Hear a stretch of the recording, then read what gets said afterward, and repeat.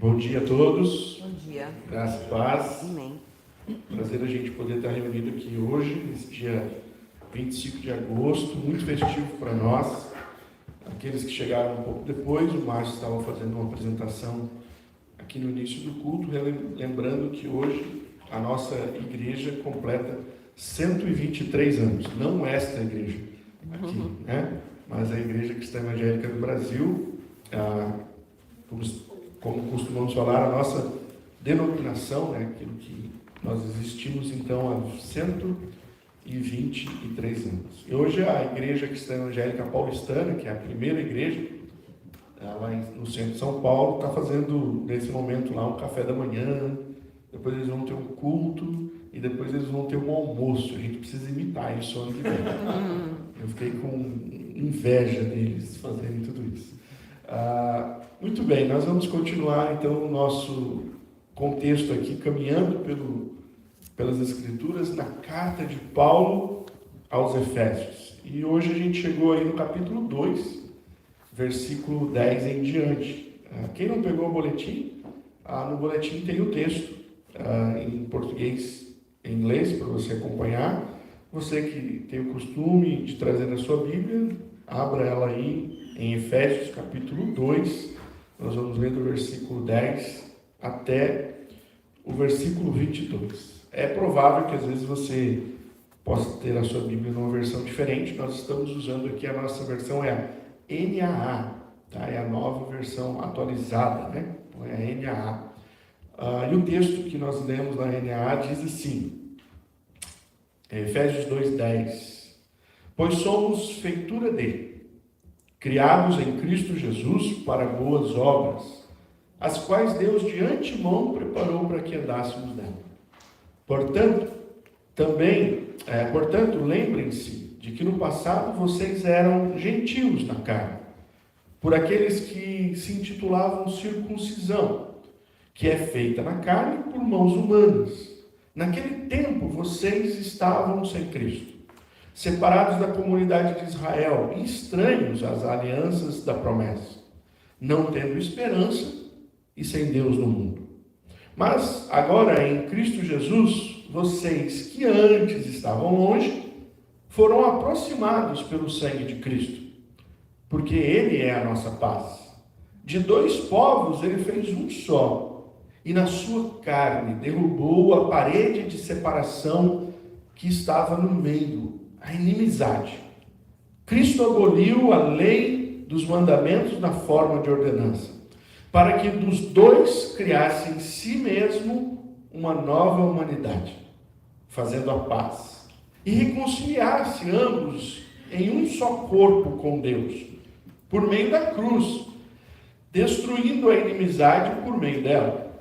E quando veio, Cristo evangelizou paz a vocês que estavam longe e paz também aos que estavam perto.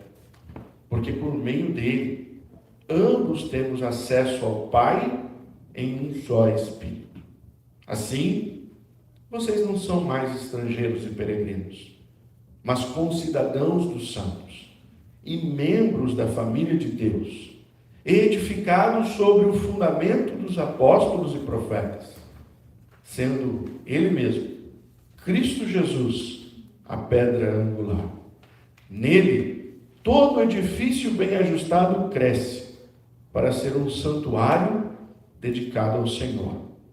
Nele, também vocês estão sendo edificados junto com os outros, para serem morada de Deus no Espírito. Amém. Vamos orar mais uma vez? Obrigado, Senhor, pela Tua palavra, porque ela é boa, ela é perfeita e ela sempre faz aquilo que o Senhor determina que ela faça. Hoje nós estamos diante da Tua palavra mais uma vez e precisamos do Teu Espírito, ó Deus, para abrir os nossos olhos, para nos fazer compreender verdades espirituais que homens naturais não podem compreender. O Senhor deseja falar espiritualmente com homens espirituais. E nós pedimos que sejamos nessa manhã, nós, os homens espirituais, a compreender aquilo que o Senhor quer. Abençoa-nos, ó Deus, nesta manhã. É em nome de Cristo Jesus que eu oro. Amém. Muito bem, na nossa caminhada hoje nós chegamos num texto muito importante de Efésios, que vai nos ajudar a identificar agora quem nós somos em Cristo Jesus. Eu não sei se você lembra, mas a semana passada nós estudamos Efésios capítulo 2, do versículo 1 ao 9, e lá ele começa dizendo assim: estávamos mortos nos nossos delitos e pecados. E a primeira frase do texto, na nossa versão, diz assim: Deus, nos deu vida. Por que ele coloca bem essa expressão, Ele nos deu vida? Porque nós precisamos entender o seguinte: nós estávamos mortos, nós não poderíamos fazer absolutamente nada, nós estávamos nos nossos delitos e pecados, mas agora estamos vivos. E se estamos vivos, nós precisamos perguntar o seguinte: para que estamos vivos? Qual é o significado da vida? Grandes filósofos já se debruçaram sobre isso. Há frases magníficas, né? Ser ou não ser, eis a questão. A procura do ser humano por uma identificação, aquilo que faz a vida valer a pena. Para que a gente está nesse mundo? Qual é o nosso papel na história do mundo? O que Deus tem para mim? O que eu vou fazer que vai acrescentar alguma coisa? Então, os seres humanos sempre andam em busca de entender o motivo da sua existência. O para que estão aqui? Quais são as tarefas que nós devemos atingir? Você já pensou sobre isso particularmente? Paulo, ao escrever aqui, dizer que a gente estava morto e que Jesus nos deu vida, agora escreve o seguinte: depois de você estar vivo, você precisa entender por que Deus te deu vida. Por que agora você não é mais como os demais neste mundo que não conhecem a verdade? Por que agora você foi despertado por Deus? Quem estava aqui na semana passada lembra que eu usei como metáfora a ressurreição de Lázaro. Né? Lázaro estava morto, enterrado, 3 dias, e Jesus Cristo foi lá e o visitou, e o chamou pelo nome, e ele saiu, e ele foi ressurreto da morte. Essa história de Lázaro é para demonstrar o que Deus faz conosco, porque nós estávamos mortos nos nossos delitos e pecados, nós não existíamos espiritualmente falando, e agora a gente existe. Quem somos nós agora? Então, esse texto de hoje quer mostrar para você que em Cristo nós fomos agora identificados com uma nova criação. Paulo, escrevendo lá em 2 Coríntios, capítulo 5, ele diz: as coisas velhas se passaram e eis que tudo se fez novo. Ele está falando isso para quem? Para aqueles que foram ressuscitados em Cristo Jesus. Quando nós falamos das pessoas, apresentamos a Cristo a elas e dizemos a elas que elas precisam fazer 2 coisas importantes que são mandamentos que Jesus deixou. Jesus deixou 2 grandes mandamentos. Quem lembra? Quais são as 2 grandes ordenanças de Jesus?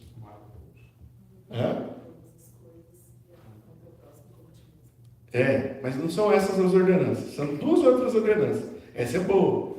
Esses são os mandamentos resumidos. Mas há 2 grandes ordenanças que Jesus deixou para a gente fazer. Sabe o que é? Você tinha 10 mandamentos, agora você tem 2. Não. Esses são os resumos dos 10 mandamentos. As 2 ordenanças que você precisa fazer. Você precisa, como igreja, como discípulo de Jesus, se batizar. E você precisa tomar a ceia do Senhor. Não tem mais nada para fazer como igreja, em ordem de testemunhar a nova salvação. São 2 só. Você precisa se batizar e você precisa participar da ceia do Senhor. E sabe qual que é a ordem do batismo? Por isso que quando nós batizamos, nós dizemos às pessoas: olha, você agora está morrendo para a sua vida antiga, e você agora está ressuscitando para uma nova existência. Então, o batismo é um símbolo disso que acontece aqui, em que você estava morto, mas agora você tem vida. E agora você vive para quê?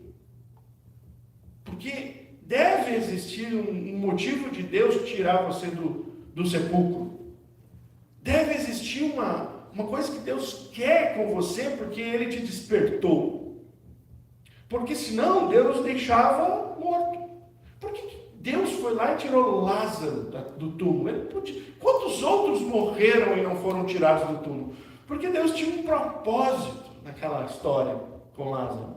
E Deus, quando nos desperta, irmãos, tem um propósito para nós. O que nós precisamos fazer é perguntar para o Senhor, que propósito é esse? E aí você vai ler segundo Efésios 2 e vai descobrir. Por que Deus levantou a gente? Então a história, por exemplo, é que nós agora em Cristo somos identificados com uma nova criação. Nós vamos ver aqui um paralelo que Paulo faz para mostrar para nós como era a nossa vida antes de Cristo e depois de Cristo. Até a história é assim, não é? Nós hoje estamos no ano 2024, depois de Cristo. Se a gente for colocar o calendário judaico, né, que não faz essa divisão, nós estamos no ano 6000 e alguma coisa. Mas dentro do calendário mundial, como que as pessoas identificam aquilo que era antes de Jesus e agora depois de Jesus? É interessante notar que Paulo faz isso aqui. Ele vai mencionar para nós o que nós éramos antes de Cristo e o que nós somos depois de Cristo. Então eu quero convidar você para você entender hoje qual é a nossa situação diante de Deus. Qual é a tua situação diante de Deus? Você está a ser antes de Cristo ou você está a descer depois de Cristo? É a pergunta que o texto vai nos falar. Se você está morto nos seus delitos e pecados, você está antes de Cristo. Como é que você vive antes de Cristo? E se você está vivo e ressuscitado, porque você confia e crê no Senhor Jesus, você está depois de Cristo. Como é que você vive antes de Cristo? Ou depois de Cristo? Primeiro ponto, vamos ver a nossa situação antes de Cristo. Paulo está escrevendo para um grupo de crentes mistos, certo? A igreja de Éfeso era uma igreja que tinha dois grupos, os gentios e os cristãos judeus. Aqueles gentios que se converteram e viviam ali em Éfeso, e não conheciam absolutamente nada de Deus e conheceram Jesus. E tinha um grupo que eram aqueles que conheciam todas as leis, conheciam os 10 mandamentos, conheciam os profetas, eram judeus e se converteram em Jesus. E esses dois andavam agora juntos. Então o apóstolo Paulo começa a escrever para essa igreja e ele começa a relembrar algumas coisas. E ele vai dizer, olha, antigamente vocês eram separados. O judeu era de um lado, o gentil era de outro. Ele vai dizer, os judeus tratavam vocês assim, vocês tinham essas consequências, porque vocês tinham essas situações melhores, porque vocês não eram judeus, não conheciam absolutamente nada sobre Deus.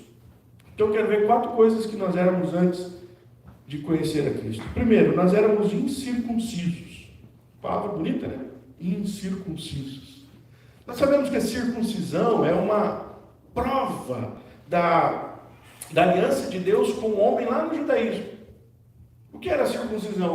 Um garoto de 8 anos, ele tinha que demonstrar que ele nasceu sobre o povo da aliança. De 8 dias, desculpa, não 8 anos.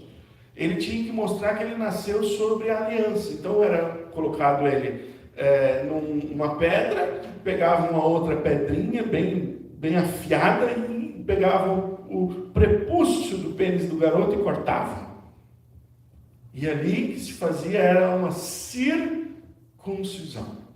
Então era marcado por Deus que aquele homem era da linhagem do seu povo escolhido. Talvez você possa perguntar, por que é assim? Depois, no outro dia, a gente faz um estudo sobre isso. Não dá tempo. Mas era isso que acontecia. Então, todo mundo que não era judeu era incircunciso. O termo era usado para identificar pessoas que não faziam parte do povo de Deus. Como viviam essas pessoas? Elas viviam dirigidas pelos seus deuses. Elas organizavam-se por meio de leis e crenças que não reconheciam o Deus Jeová. Então Paulo diz aqui, vocês eram absolutamente fora do propósito. vocês eram incircuncisos. Vocês estavam lá. E aí ele vai dizer, no segundo ponto, é uma crescente, ele vai aumentando o nosso desespero. Parece quem assistiu Chaves, né? O pai da Chiquinha, o seu Madruga. Muitas vezes a Chiquinha tentava defender o pai dela. Não sei se vocês lembram disso, né? Aí ela dizia, só porque meu pai é feio, só porque meu pai é fraco, Aí o pai dela falou assim, para de defender, chega, tá bom, o pessoal já entendeu. O apóstolo Paulo aqui vai dizendo isso pra gente, ele vai dando uma de Chiquinha, ele vai dizendo, vocês eram assim, aí vai aumentando. Então, Paulo, no primeiro momento aqui, escrevendo, ele quer mostrar para nós qual era o nosso desespero. Então ele diz, vocês eram incircuncisos, vocês eram tidos como uma escória, vocês não pertenciam àquele povo. E as pessoas faziam vocês lembrarem disso. É mais ou menos quando você encontra um nacionalista muito chato e você é imigrante. O que acontece com você? Esses dias eu vi no aeroporto uma mulher filmando, ela estava em Portugal, filmando lá, e uma portuguesa voltou para ela e disse assim, sai do meu país, você é uma porca, o que você está fazendo aqui? E você escolhe, você não faz parte. O apóstolo Paulo está lembrando que a nossa existência antes de Cristo era uma escolha, você não fez parte. E Paulo quer chocar mesmo. Aí ele vai dizer, vocês estavam sem Cristo. Aí ele usa termos aí. Você era sem esperança e você era sem Deus no mundo. Por que Paulo está dizendo isso? Por serem incircuncisos, vocês também eram identificados com um povo que não conhecia nada sobre Deus. Ou seja, o que era um povo que não tinha aliança com Deus naquela época? Eram enganados por falsos deuses, obedeciam a falsos ensinos. Eles não tinham a esperança do Messias. Os judeus tinham. Você sabe qual é uma das 3 orações que os judeus fazem todo dia? Senhor, envia-nos o Messias. Eles não reconhecem Jesus como Messias. Mas eles ainda andam na esperança do Messias. E naquela época os judeus estavam na esperança do Messias. E as pessoas que não conheciam absolutamente nada não sabiam não que tinha essa promessa. Não conheciam a lei de Moisés. As leis de Moisés eram boas. Elas faziam com que o povo de Deus reconhecesse a santidade de Deus. Os gentios não sabiam disso. Eles não tinham os ensinos dos profetas. Ou seja, eles estavam andando cegos. Eles não tinham orientação. Porque Deus naquela época usava os profetas para orientar os povos. E os povos que não conheciam a lei, não conheciam os profetas, estavam perdidos. Então era um povo sem esperança e era um povo sem Deus no mundo, porque eles não tinham nem a luz para indicar onde Deus estava. Eles também estavam longe. O texto vai dizer que todo homem que está fora do plano de Deus, que não conheceu ainda a verdade do Evangelho, ele está longe. E aí Paulo diz o quê? Esse longe caminhavam na escuridão, se voltavam sempre na direção errada, oposta a Deus. Paulo, quando vai pregar no Areópago, no Atos 17, ele vai dizer a um grupo de pessoas que não conhecia Deus. E ele diz assim, como diz um dos seus profetas, nós andamos em busca de Deus como andamos no escuro, tateando, como quem possa achar. Qual é a ideia do homem longe de Deus? Ele tenta encontrar o seu caminho para Deus. Quem não é ateu deliberadamente, que é um grupo muito pequeno no mundo todo, desses 7 bilhões, nós já estamos nos 7 bilhões ou já entramos em 8? 7 ainda, né? 8. Já entramos em 8? Meu Deus do céu, por isso que o mundo está pegando fogo. Estamos aí então, esses 8 bi de pessoas, a minoria deles é ateu. A grande maioria são pessoas que andam tateando em busca de Deus. E aí como que vai acontecer essas buscas? Surgem todos os tipos de religião que vocês podem imaginar. Pensa numa coisa bem louca de religião que você fala, isso aqui não existe. Existe. Existe. Porque já é o caminho que alguém tentou para encontrar Deus. Porque as pessoas estão longe de Deus. Você sabe que na Índia existe mais de 5 milhões de deuses. Só dentro fugiu a religião, hinduísmo. Só dentro do hinduísmo, certo? Uma vez eu vi uma reportagem que me deu pavor. Quem gosta de rato aqui? Eu só gosto do rato do desenho da Disney lá. Ou não, o Mickey também é bom, mas aquele outro, o Ratatouille, né? Aquele bonitinho que faz comida. Mas quando você olha lá dentro do templo, lá no hindu tem um templo lá que é feito aos ratos, porque eles entendem que os ratos são a divindade. Já imaginou? Quando você vai agora, eu vou no culto, o que você vai fazer? Sentar no meio de ratos. Os homens estão andando e dizendo, nós precisamos encontrar. Essa é a história de quem está longe. Isaías, o profeta, diz lá no capítulo 59, versículo 2, que os nossos pecados fazem separação entre nós e o nosso Deus.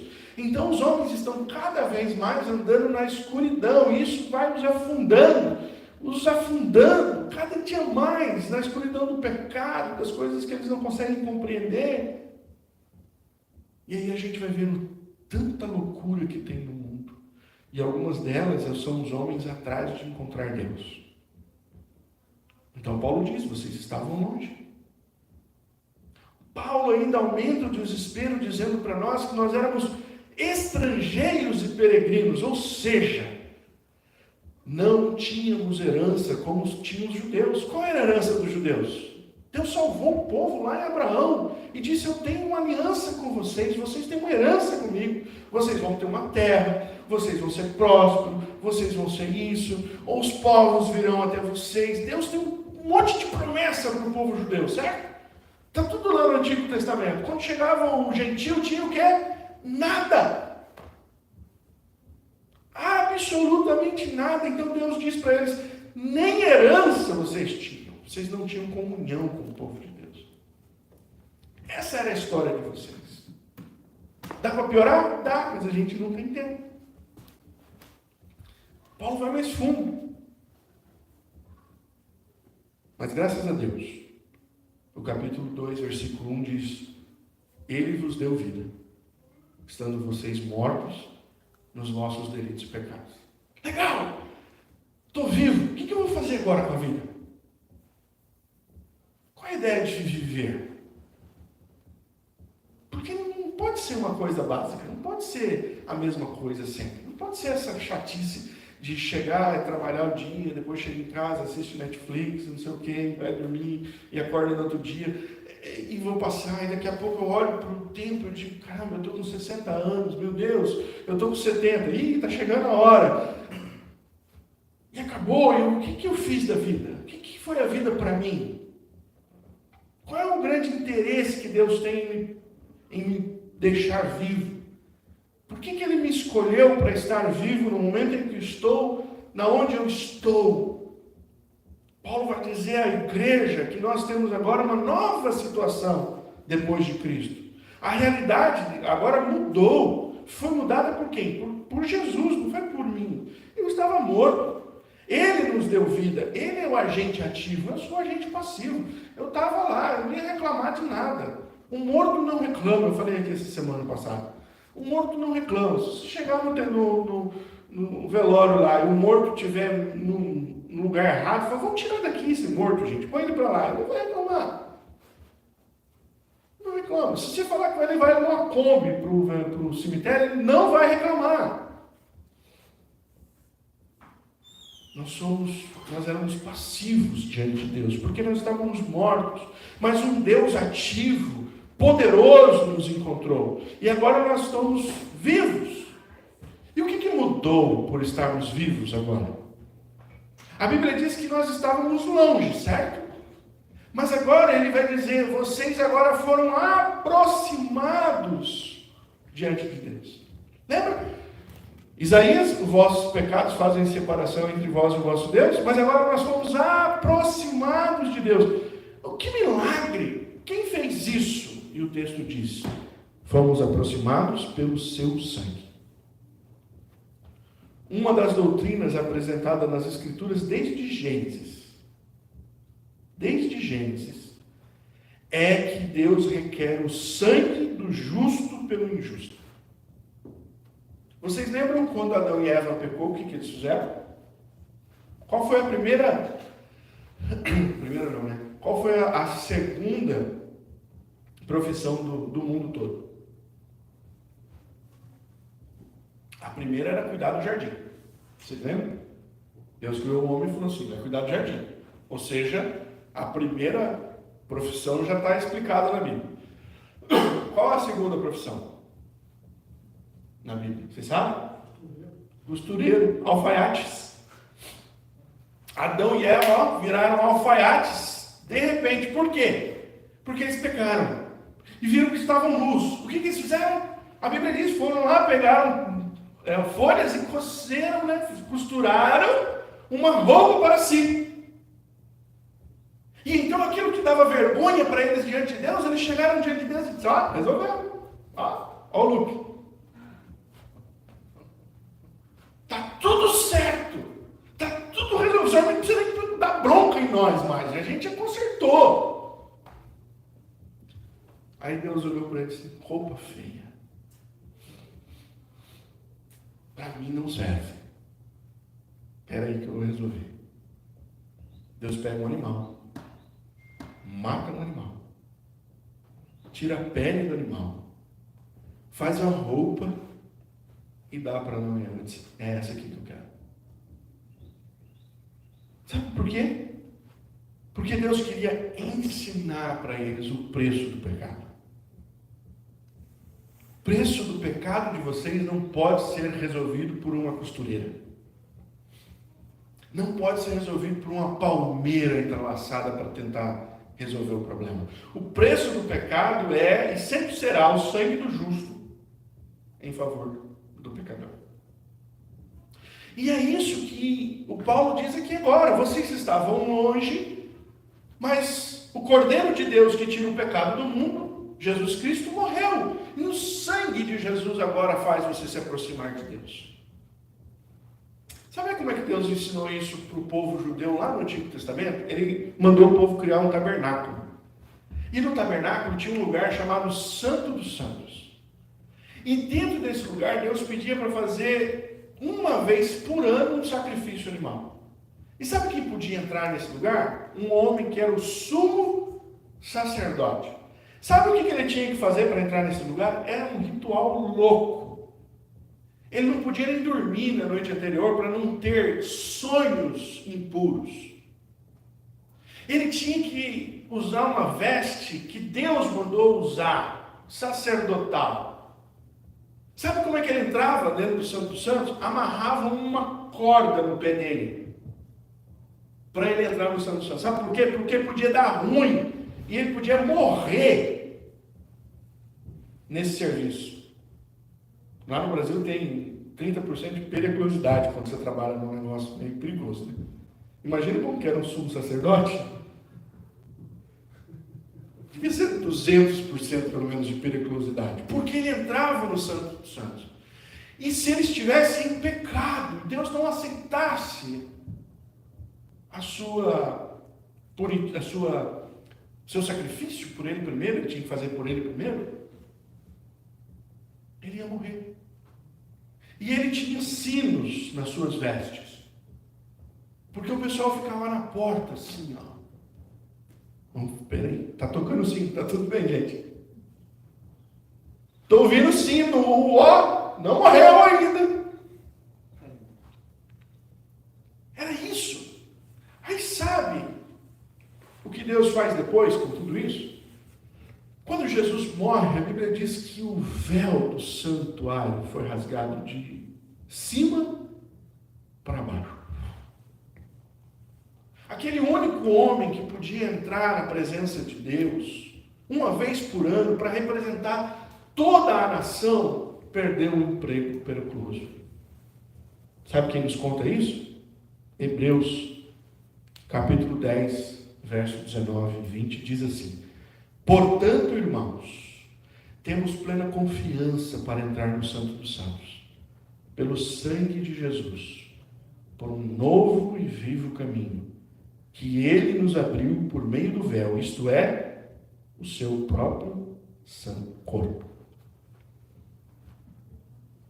Aquela neura que era para entrar na presença de Deus, hoje eu e você, que estamos em Cristo, podemos fazer isso lavando louça na nossa casa, passando aspirador, trabalhando no escritório, no banheiro, tomando aquela ducha gostosa. Porque toda a distância que existia entre nós e Deus foi rompida por causa do sangue de Cristo Jesus. E nós podemos adentrar na presença dele todo o tempo. Então, irmãos, estávamos longe, fomos aproximados. Não éramos cidadãos. Agora o texto diz: somos concidadãos dos santos e membros da família de Deus. Lembra? Você não era ninguém, você estava lá longe, ninguém te conhecia, você não tinha plano nenhum, agora você está na mesa. Eu acho tão importante quando Paulo diz membros da família de Deus. Não éramos nada, não tínhamos herança, agora a gente pertence à casa de Deus. Agora nós estamos juntos ao povo que se chama como povo de Deus. Nós temos assento na presença de Deus. É por isso que Deus deixou a ceia como representação da comunhão, porque nós vamos sentar na onde Jesus senta. Nós vamos participar daquilo que Jesus nos dá. Terceiro exemplo que ele dá aí: estávamos longe, fomos aproximados, não tínhamos nada, somos cidadão, e agora nós também somos edifício de Deus. Paulo diz que Deus está construindo um edifício, e esse edifício vai ser um santuário, em homenagem a ele. Então Paulo usa esse exemplo, essa figura de edifício, para fazer a gente entender. E se você for ler lá depois 1 Pedro também vai usar isso. A mesma pedra angular que Paulo fala aqui em Efésios, Pedro vai usar lá. Sabe o que era uma pedra angular? Era uma pedra de esquina. Era mais ou menos o prumo da casa. Era por ali que se fazia toda a construção. Então Paulo diz assim: Jesus é essa pedra, onde todos os outros são unidos. Sabe por que é? Sabe por que Deus fez você nascer de novo? Primeira coisa, irmão, para você não viver sozinho nunca mais na vida. Porque na igreja de Deus você não pode ser sozinho. Você é um tijolo. E se você colocar um tijolo na parede, não colocar nada mais, esse tijolo de nada vale. É por isso que você põe um tijolo, do lado você põe um outro tijolo, embaixo tem outro tijolo, e em cima vai outro tijolo, porque isso amarrado vai dar sustentabilidade. Deus nos salvou para a gente viver em comunidade. Deus nos salvou e nos fez ter vida para a gente entender que a igreja é o principal de Deus. Viver como igreja, andar como igreja. Você é um tijolo feito para estar do lado de outros tijolos, para viver como uma construção para a glória de Deus. Então, se você está vivo agora e a igreja de Jesus não tem importância para você, você não entendeu porque Deus te ressuscitou. Já falei e vou repetir. Só tem uma coisa que Deus ama demais nesse mundo: é a igreja. É por isso que ele diz que vai voltar para buscar o quê? A igreja. Ele não vem aqui para fazer outra coisa tão importante como buscar o seu povo. Por isso, Paulo termina dizendo agora: Deus está fazendo de nós morada. Olha que coisa, olha como termina, irmãos. Lembra o começo? Lá no Jardim do Éden, o que Deus fez com a gente? Tínhamos uma casa. Adão e Eva tinham uma casa bonita. Um paraíso. Coisa linda. De tudo vocês podem comer. Aí foram lá comendo porque não devia. Vocês respeitaram Deus. Deus fez o quê? Então, vai para fora do jardim. Põe um anjo lá daqui, vocês não voltam. E ali começou uma distância. O distanciamento de Deus começou ali. O pecado foi levando o homem cada vez mais distante de Deus. Como é que vocês acham que Deus ficou parado, olhando o homem embora só? Não. Nós lemos o relato bíblico e vamos ver que Deus está atrás do homem desde o momento em que o homem saiu do jardim. Primeiro ele enviou ali os pais, fez uma aliança com Abraão. Depois ele enviou os profetas. Depois ele disse: eu vou morar no meio de vocês. E ele enviou Jesus. E por último, para ter ainda mais intimidade, ele disse que depois que Jesus subisse aos céus, ele enviaria o seu Espírito. E o Espírito de Deus habitaria em nós. Jesus diz isso. O Espírito está entre vós, mas um dia ele estará em vós. É por isso que a ênfase de Paulo ao escrever Efésios é para dizer para nós o seguinte: vocês estão em Cristo. Deus fez tudo isso para vocês serem morada dele. Deus fez tudo isso para que vocês estejam em Cristo e Cristo estejam em vós. Irmãos, isso é uma simbiose santa. Ao mesmo tempo que nós estamos em Cristo, o Espírito de Deus está em nós. E aquela divisão que havia foi derrubada por causa de Jesus. Então, tudo aquilo que era má notícia virou uma nova notícia. Tudo aquilo que poderia nos trazer pessimismo, Deus faz a gente olhar agora a vida com otimismo. Para terminar, e para aplicar nas nossas vidas, eu queria que você pensasse o seguinte: não só a história foi dividida antes e depois de Cristo. Muitas histórias de milhões de pessoas também foram divididas em antes e depois de Cristo. A minha, que eu posso contar para vocês, como qualquer outro dia, foi mudada em 1995. A partir dali eu tenho uma história de 95 para trás, antes de Cristo. De 95 para frente, depois de Cristo. Qual é a sua história com Ele? Sua história já foi dividida? Você tem uma história antes dele na sua vida? E uma história depois dele na sua vida? Caso você ainda não tenha experimentado essa mudança, sugiro que você o faça.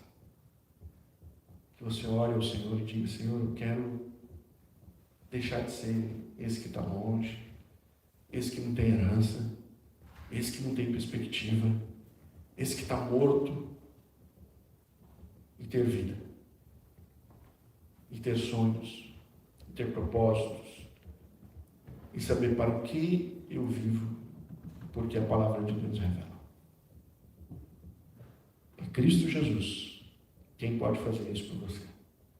E se você já tem Cristo, se a história de Cristo já está começada na sua vida, lembre-se, Deus te salvou para o propósito de viver para Ele, para ser o povo dele.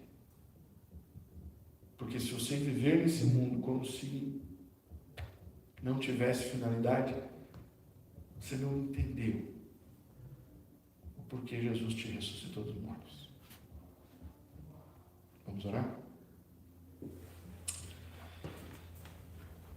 Graças te damos, Senhor, porque estávamos mortos, perdidos, longe, sem esperança, sem Deus, tudo era tão ruim, mas Cristo veio para mudar a nossa história, para trazer esperança, para trazer novidade de vida, para nos mostrar que estamos nele agora, e porque vivemos nele, nós estamos seguros, e nós pedimos ao Senhor que nos ensine a não desperdiçar aquilo que o Senhor quer para nós.